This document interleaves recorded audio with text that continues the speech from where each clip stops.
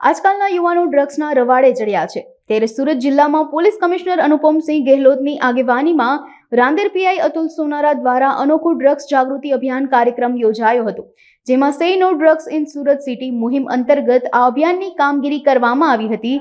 રિહેલિટેશન સેન્ટરના અધિકારીઓની મદદ લેવામાં આવી હતી. આ અભિયાનમાં ડ્રગ્સ કેસમાં પકડાયેલા આરોપીઓ દ્વારા જ ડ્રગ્સ જાગૃતિ આપવામાં આવી હતી. આરોપીઓએ હાથમાં બેનરો પોસ્ટરો પકડી નશો નહીં કરવાના શપથ લીધા હતા. ડ્રગ્સ પેડલરો અને આરોપીઓ જાતે જ જાગૃતિ ફેલાવી હતી.